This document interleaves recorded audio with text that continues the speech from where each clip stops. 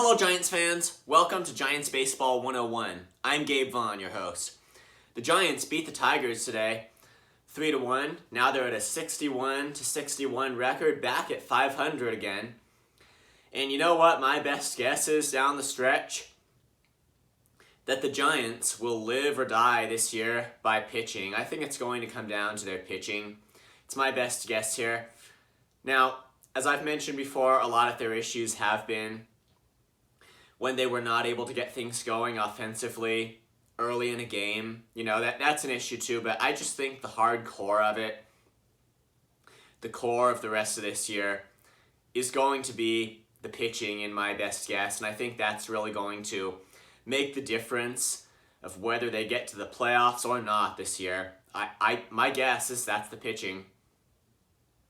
Today, Carlos Rodon pitched 7 innings, gave up 1 run, and he was supported offensively during that time by an RBI single from Jock Peterson in the first, as well as a 2-run home run from Evan Longoria in the 6th. That was the second straight game where Evan Longoria hit a shot. It was a grand slam on Sunday that put the Giants ahead of the Rockies 6-2. The Giants would end up blowing that lead. Blew 3 leads on Sunday, but they managed to win the game nonetheless, 9-8 in the end. This time they won. It was not a high-scoring game. It was more of a pitcher's duel this time. Longoria hit another shot in the game, so his bat power, I just have to notice when a Giants hitter is really, his bat power is really showing up during a significantly condensed period of time. And what I've noticed recently, it's been J.D. Davis. He seemed to have a power uptick after the Giants acquired him. Lamont Wade Jr., same with him. He was recently hitting a lot of home runs.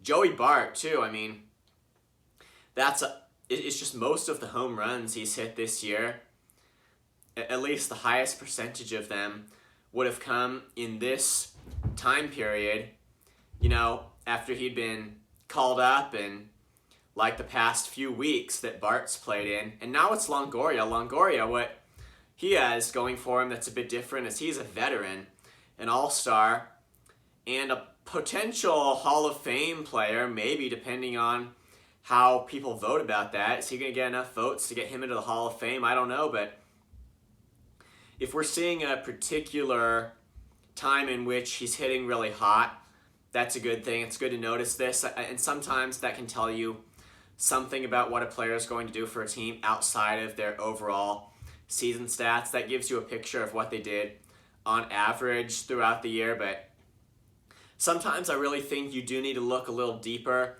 at what a player is doing down a certain stretch in a given year, and it's that can matter sometimes, I think, although ultimately it's what they do overall. But I think it's still good to notice and look for these things, like whether it's power upticks or whatever it is.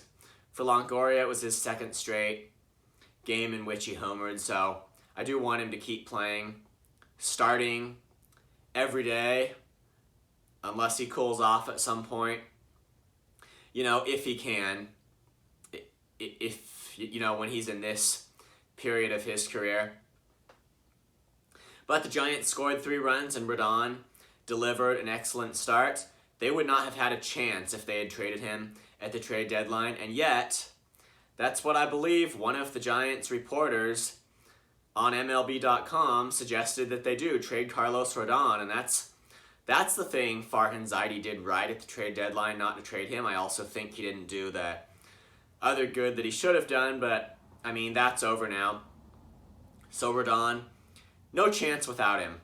It's just one of the reasons I'm saying I think it's going to be the pitching. Is it good or bad? Like the starting pitching, can you keep the other team from getting ahead of your team? As well as the bullpen. I think mainly with the bullpen, it's just mainly going to be about holding ties and leads. I'm not so concerned with their ability to, and this is important too, don't get me wrong, but I'm not putting as the primary thing their ability to keep a losing game from getting out of hand as much as it is like locking down the wins they can get, the saves and all that, and the tied games, giving the Giants an actual chance to win games in the late innings, which they haven't been doing well recently, but they have won a game in 11 innings against the Rockies yesterday, which was a good thing. So those are the things I think it's just going to be for the Giants. Do they make the playoffs or not? I think the answer is the pitching down the stretch here. And again, the offense does need to get things going early on in the game, but I think the pitching's just the real deal with what happens for the Giants. Can they sneak into the playoffs? And they're at 500 now, so they have a shot here. They just need to win their next game and get above 500 and start continuing that trend. And there's an extra National League wildcard spot. That's why this year is a contending year for them when it really might not be in any other year. There's an extra spot to be taken advantage of, a spot to be grabbed. Well, I did stop in the middle of the discussion of the game after Rodon left. John Brebbia took over in the 8th inning. He struck out 2, pitched very well, except, of course, for getting scared by the praying mantis. Well, that doesn't matter then. Camilo Doval got another save in the 9th inning to lock it down for the Giants. So, starting pitching and high leverage bullpen, I think that's the thing for the Giants. It was the thing today, and that's what I'm saying is going to be the thing for them down the stretch. So they've been getting good playing, you know, in stretches like the 5-game stretch that they had starting over a week ago that then ended with a 4-game losing streak. Now they're back to 500 because they've had a 2-game winning streak. And the Tigers are a team above 500. After this series, I do think that the Giants' schedule gets harder again. So they're going to want to win this series against the Tigers. And I'm not sure, I have to say, I just don't know if it's a 2-game or a 3-game series. Sometimes interleague play will be a 2-game series, but they're seriously going to want to win tomorrow. It's going to be Logan Webb pitching, if I'm not mistaken. And Webb had a bad start that I just can't explain against the Diamondbacks this last time. I hope that was a fluke, not the start of a trend. I hope that was just a bad day, and he's going to be back to being his normal self tomorrow. But I'd say it's the same thing as they did today for the Giants. I mean, yesterday it was a crazy game against the Rockies, and you could say, well, yeah, of course, it's at Coors Field, whatever you want to say about that. They had to take the lead 4 times. This game, I would say the difference tonight was that the way they won tonight was just more routine. They're just doing all of the essential things, scoring the amount of runs they need to and holding their lead. They're very different ways to win. Yesterday, a dramatic game. They keep blowing the lead, keep having to regain it, playing 11 innings. This time it was just doing what they need to do.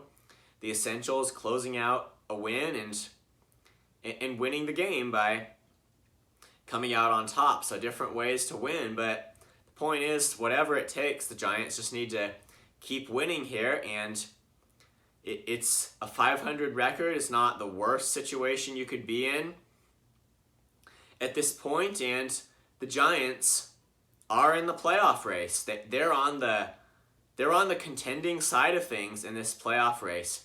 We've seen them fall off before. I'm going to point to the years 2019 and 2020.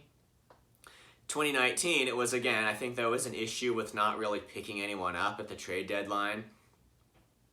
And they continued to play well. The thing with 2019 is that they continued to play well through August. They continued their hot streak. Then they got swept by the Cubs at Wrigley Field. I think that was really the turning point for them. And in September, they faded out of the wild card race.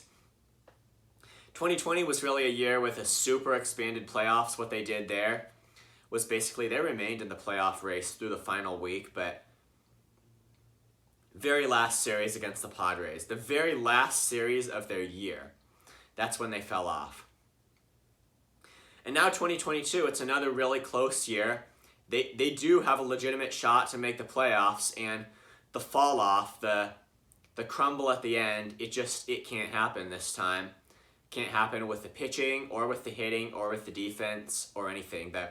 The crumble off at the last minute can't happen because the Giants should have the potential to make the playoffs this year, and that is what we want to see. Thank you for watching. This has been Giants Baseball 101. Please subscribe if you have not.